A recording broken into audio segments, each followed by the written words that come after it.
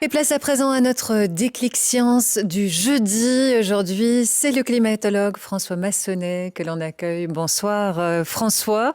Bonsoir. On ne va pas tout à fait changer de thème avec vous puisqu'on va évoquer d'une certaine manière la COP27 qui va sur sa fin. Et il y a une question qui est sur toutes les lèvres. Le monde parviendra-t-il à contenir le réchauffement global à moins de 1,5 degré comme c'est prévu par les accords de Paris ? Oui, c'est une question d'actualité. Plus tôt dans ce mois, le magazine The Economist titrait dites au revoir au 1,5 degré de façon un peu défaitiste. On entend quand même de plus en plus de discours parmi les experts eux-mêmes qui disent voilà, c'est très difficile de s'y tenir. Et donc j'ai voulu creuser un petit peu la question.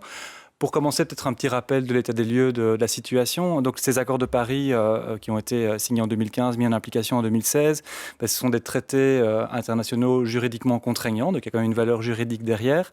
Ça a rassemblé le consensus de 196 parties signataires, ce qui est quand même remarquable. Et l'ambition est vraiment de limiter le réchauffement climatique global bien en dessous de 2 degrés et si possible de le limiter à 1,5 degré par rapport au niveau pré-industriel. Alors aujourd'hui, à l'heure où on se parle, on est à environ 1,1, 1,2 degrés déjà au-dessus de ces moyennes pré-industrielles, ce qui indique qu'on a fait déjà 80% du chemin qu'on peut se permettre de faire. Et concernant le rythme auquel cette température actuelle change, on est plus ou moins sur des périodes longues à 0,5 degrés tous les 30 ans. Évidemment, on vient de se rajouter là-dessus des fluctuations naturelles de l'ordre de 0,2 degrés en plus ou en moins d'une année sur l'autre. Donc, on est à 1,2 degrés. Et si je calcule bien, d'ici 10-20 ans, on y sera à nos 1,5 degrés. Ça veut dire que c'est trop tard ? Est-ce que c'est trop tard? La question, c'est vraiment... Il faut distinguer en fait deux questions. Il y a une question qui est plus d'ordre physique et une question qui est plus d'ordre politique. La question physique, en fait, c'est est-ce qu'on est lancé dans une sorte de train qu'on ne sait plus arrêter? Est-ce qu'il y a un effet d'inertie qui va nous mener au-delà du 1,5 degré, quoi qu'il arrive?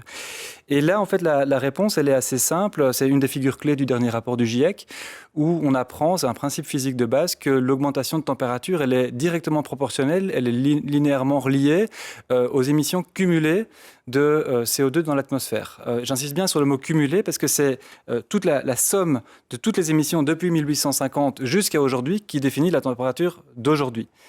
Le point négatif, c'est évidemment qu'on ne sait pas aller défaire des émissions qui ont déjà été réalisées. Ce qui est fait est fait. La bonne nouvelle, c'est que sitôt qu'on s'arrête d'émettre dans l'atmosphère, sitôt qu'on arrête de cumuler davantage d'émissions, par ce principe-là, la température commence à stagner et par la suite, elle commence même à décroître. Et donc, la notion d'inertie, en fait, pour la température n'existe pas dans la mesure où tout ça est sous contrôle et réversible. Ce n'est pas le cas, je précise quand même, pour d'autres variables comme par exemple l'élévation du niveau de la mer. Alors, si on est réaliste, arrêter l'intégralité de nos émissions à partir de 2023, c'est quand même un vœu pieux. Oui, mais je pense que la nuance vraiment entre ces deux questions a de l'importance. Donc la physique nous dit qu'il n'y a pas spécialement d'inertie, et donc c'est plus une excuse derrière laquelle on peut aller se retrancher pour dire voilà, de toute façon tout est foutu, le système est lancé. Donc la question devient éminemment politique.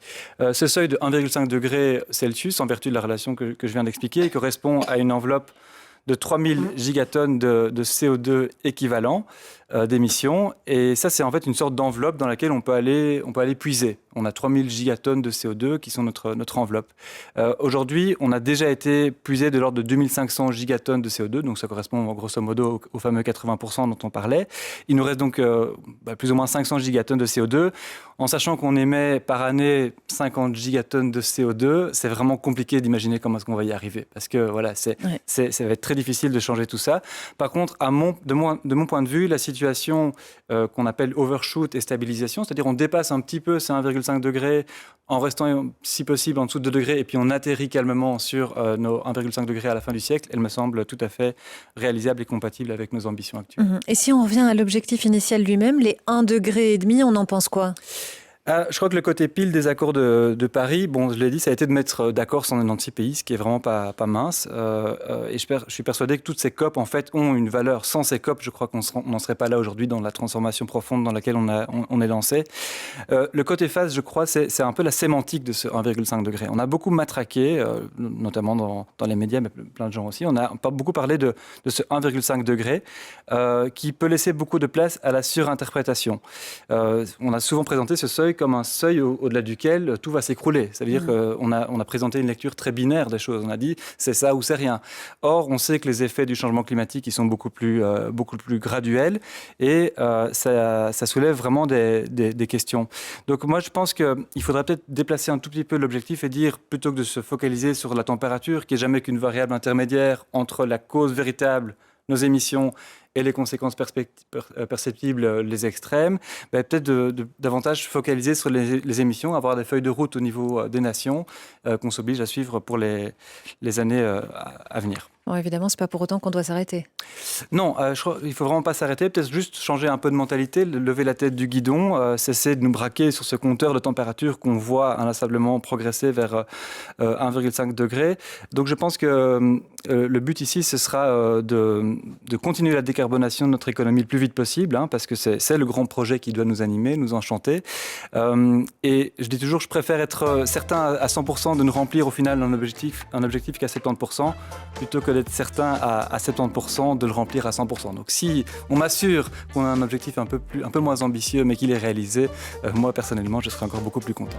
Merci beaucoup François Massonnet pour ce déclic science du jour. Merci à